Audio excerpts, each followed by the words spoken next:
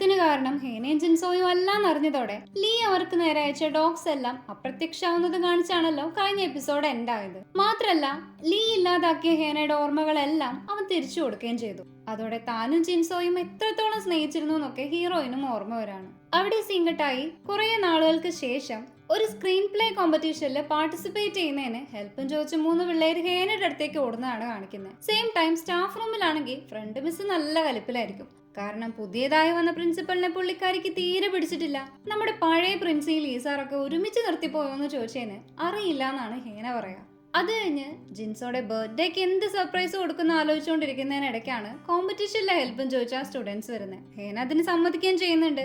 Cut ചെയ്ത fashion miss ഭയങ്കര ഗമയില് പുള്ളിക്കാരിയുടെ boy friend കൊടുത്ത റിങ് ഫ്രണ്ട് മിസ്സിന് കാണിച്ചു കൊടുക്കുന്ന സീനാണ്. ഫാഷൻ മിസ്സിന് ഒരു ബോയ് ഫ്രണ്ട് ഉണ്ടെന്നുള്ളത് ഫ്രണ്ട് മിസ് അറിയുന്ന ഇപ്പോഴായിരിക്കും. ആള് ഭയങ്കര സോഫ്റ്റ് ആണ്, ഒരു പപ്പിയുടെ പോലെയാണെന്നൊക്കെ പറയാണ് ഫാഷൻ മിസ്. ഒപ്പം പിന്നീടുള്ള സീനിൽ രണ്ടും കൂടി പിള്ളേര് കാണാതെ ലൈബ്രറിയിൽ ഇരുന്ന് പ്രേമിക്കുന്നതാണ് കാണിക്കുന്നത്. ആരും കാണുന്നില്ല എന്ന് അവരുടെ വിചാരമെങ്കിലും ഈ സീക്രട്ട് കപ്പിളിന് ഇത് നിർത്താറായില്ല എന്ന് ചോദിച്ച് ഫ്രണ്ട് മിസ് പോകും. ഹേന അങ്ങനെ വീട്ടിലേക്ക് വന്നതിന് ശേഷവും ബർത്ത്ഡേക്ക് എന്ത് സർപ്രൈസ് കൊടുക്കുന്നുള്ള ടെൻഷനിലായിരുന്നു. നെറ്റിലുള്ളതൊക്കെ ക്ലീഷേ സർപ്രൈസുകൾ ആയതുകൊണ്ട് തന്നെ ചേച്ചിനോട് ചോദിക്കുമ്പോൾ ജിൻസോനെ അമ്മയുടെ ഷോപ്പിലേക്ക് കൂട്ടിക്കൊണ്ടു പോകാനാണ് പുള്ളിക്കാരി പറയാ.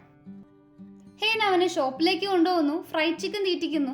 അവസാനം അതിലേതാണ് എന്റെ ഷോപ്പിലെ ചിക്കൻ എന്നും ചോദിച്ച് അമ്മ പേടിപ്പിക്കുന്ന ടൈം ചേച്ചി ജിൻസോക്ക് സർപ്രൈസ് ആയിട്ട് കേക്ക് കൊണ്ടുവരാന്ന് കേട്ട് അയ്യേ അത് വേണ്ടാന്ന് ഹേന. എന്നാ പിന്നെ ഞങ്ങൾ വീണ്ടും ഒന്നായ മൗണ്ടൻ കോഡിന്റെ സ്ഥലത്ത് വെച്ച് ആയാലോ എന്നവള് ചിന്തിച്ചതും അത് അതിലും ശോകം ഐഡിയ ആണെന്ന് ചേച്ചി പറയും. ലാസ്റ്റ് നീ തന്നെ കണ്ടുപിടിക്കാൻ പറഞ്ഞു പോവാണ് ചേച്ചി. കാരണം ചേച്ചിയുടെ ബിഗ് ഡേ നാളെയായിരുന്നു. നാളെയാണ് ചോയ് ഇവരുടെ പാരന്റ്സിനോട് സംസാരിക്കാൻ വരുന്ന ദിവസം. ഇത്രയും നാളും ചോയ് അവർക്കൊരു മോനെ പോലെ തന്നെ ആയിരുന്നെങ്കിലും മരുമോനായി വരുന്ന ഒട്ടും പ്രതീക്ഷിച്ചില്ല എന്ന് പറയാണ് അച്ഛനും അമ്മയും. എന്നിരുന്നാലും ചോയിനോട് കുറച്ച് ചോദ്യങ്ങളൊക്കെ ചോദിക്കുന്നുണ്ട് അവര്. പഴയ ഗേൾഫ്രണ്ട് നിന്നെ തേച്ചത് എന്തിനാണെന്ന് ചോദിക്കുമ്പോഴാണ് അതിന് കാരണം ചേച്ചിയാണെന്ന് അവരറിയാം. ആ സമയത്തും ചേച്ചീനെ അവൻ കൂടെ കൊണ്ട് നടന്നിരുന്നതൊന്നും ചോയുടെ പണ്ടത്തെ ഗേൾഫ്രണ്ടിന് ഇഷ്ടമായിരുന്നില്ല. അവസാനം എന്തായാലും രണ്ടുപേരുടെ മാരേജിന് പാരന്റ്സ് സമ്മതിച്ചു.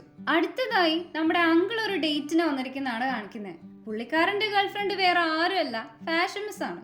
പ്രിൻസിപ്പാൾ അന്ന് അവന് കൊടുത്ത പണി കാരണം സൗണ്ട് പോയിരിക്കുന്നതുകൊണ്ട് തന്നെ അങ്കിൾ ഒന്നും സംസാരിക്കുന്നുണ്ടാവില്ല. വീണ്ടും വീണ്ടും അവൾക്ക് കുറെ ഗിഫ്റ്റ് വാങ്ങിക്കൊടുത്ത് ഹാപ്പി ആക്കാണ് ചെയ്യുക. പക്ഷേ ഇതിനിടെ അങ്കിളിന്റെ ഫുഡ് തൊണ്ടേ കുടുങ്ങുന്ന കാരണം സൗണ്ട് ഉണ്ടാക്കേണ്ടി വരെയും പുള്ളി ഡോഗ്സിനെ പോലെ കുറയ്ക്കുന്നതുകൊണ്ട് ഫാഷൻ മിസ് പേടിച്ച് ഓടിയിട്ടുണ്ടായി. ശേഷം ജിൻസോനെയാണ് കാണിക്കുന്നത്. രണ്ടുപേരും ഇപ്പൊ ഒരു പെറ്റ് ഷോപ്പിലോ മറ്റോ ആണ് ഉള്ളത്. മുഴുവനായിട്ടില്ലെങ്കിലും ഹീറോയ്ക്ക് ഇപ്പോൾ ഡോഗ്സിനോടുള്ള പേടി ഒരു വിധം മാറി.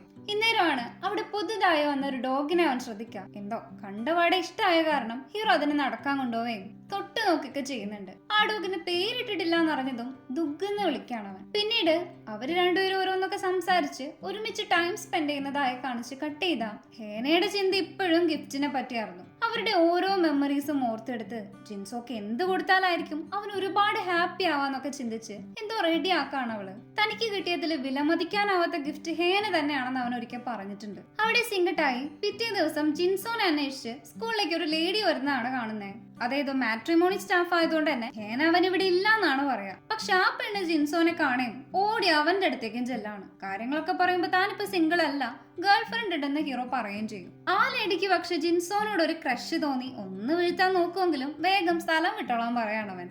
ഇന്നേരം ഫ്രണ്ട് മിസ്സും വേറെ കൊളീഗ്സും ഒക്കെ ആ ലേഡിനെ വിടാൻ സമ്മതിക്കാതെ ഒരു ഡേറ്റിന് പോകാൻ ജിൻസോനെ നിർബന്ധിച്ചുകൊണ്ടിരിക്കുകയാണ്. ഇതൊക്കെ കേട്ട് ഹേന തൊട്ടടുത്ത് നിൽക്കുന്നുണ്ടെങ്കിലും അവരെ എതിർക്കാത്തത് കാണുമ്പോൾ ഹീറോയ്ക്ക് നല്ല ദേഷ്യം വരും. ഹേനയ്ക്ക് എന്താ വായിൽ നാക്കില്ലേ?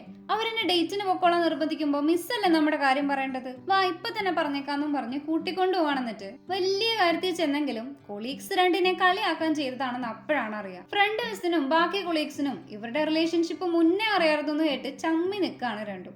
അവിടെ സിംഗട്ടായി ജിയനെയാണ് കാണിക്കുന്നുണ്ടാവുക.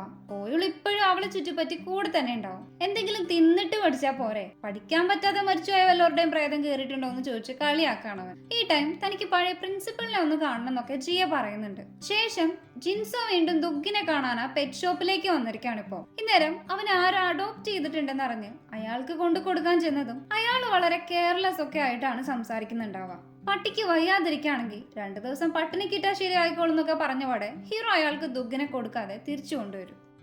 അങ്ങനെ ദുഃഖിനെ കാണിക്കാൻ ഹോസ്പിറ്റലിലേക്ക് പോകുന്ന വഴി ഹേന വിളിക്കുന്നുണ്ട് അവനെ.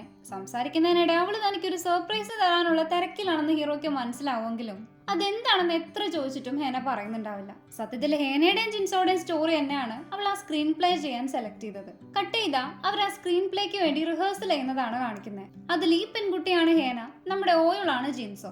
അങ്ങനെ അവരുടെ ലവ് സ്റ്റോറിയിലെ ഓരോ സ്പെഷ്യൽ മൊമെന്റ്സും റീക്രിയേറ്റ് ചെയ്യാണ് അവള്.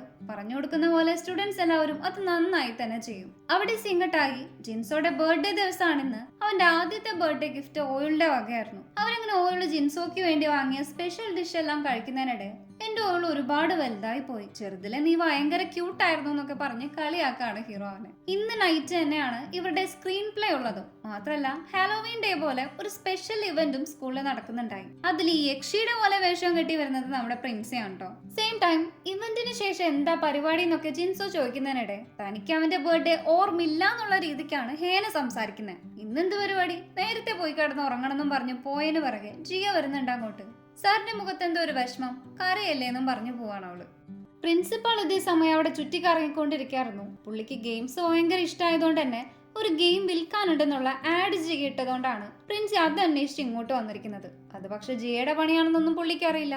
ഫോക്സ് ഇത്രയും നാൾ എവിടെയായിരുന്നു എന്ന് അവള് ചോദിക്കുമ്പോഴാണ് എങ്ങനെ മനസ്സിലായെന്ന് ചോദിച്ച് ഫേസ് കാണിക്കാം. അത് കഴിഞ്ഞ് ഫ്രണ്ട് മിസ്സിന് ബോർ അടിച്ചിട്ട് പുള്ളിക്കാരി സ്റ്റേജിൽ ഒരു ബ്രേക്ക് ഡാൻസ് കളിക്കുന്നതൊക്കെ കാണിച്ച് കട്ട് ചെയ്താ ഹേന ഇതേ സമയം സ്കൂളിൽ അങ്കിൾ വന്നിട്ടുണ്ടെന്ന് അറിഞ്ഞ് ജിൻസോടൊപ്പം അങ്കിളിനെ കാണാൻ പോവായിരിക്കും. അങ്കിൾ ഇപ്പോഴും സൗണ്ട് തിരിച്ചു കിട്ടാത്തതിന്റെ വിഷമത്തിലാണ്. തന്റെ ഗേൾ ഫ്രണ്ട് ഈ സ്കൂളിലെ ടീച്ചറാണെന്നും അവളെ ഒരുപാട് മിസ് ചെയ്യുന്നുണ്ടെന്ന് ടൈപ്പ് ചെയ്ത് കാണിക്കുമ്പോ ഹേന ആളെ സമാധാനിപ്പിക്കുന്നുണ്ട്. അവൾക്ക് പക്ഷെ സ്ക്രീൻ പ്ലേയുടെ കാര്യങ്ങൾ ശരിയാക്കാനുണ്ടായിരുന്നതുകൊണ്ട് തന്നെ ഹേന അങ്കിളിനെ ജിൻസോടെ ഏൽപ്പിച്ചു പോകും. സീൻ അവിടെ കട്ട് ചെയ്ത് ലീസാർ എവിടെയെന്ന് ജിയ ചോദിച്ചതിന് അറിയില്ല എന്നായിരുന്നു പ്രിൻസിയുടെ മറുപടി. പറയിക്കാൻ വേണ്ടി ജിയ ഗെയിം കാണിച്ച് വശത്താക്കുമെങ്കിലും പ്രിൻസി അതും തട്ടിപ്പറിച്ച് ഓടാണ് അവിടുന്ന്.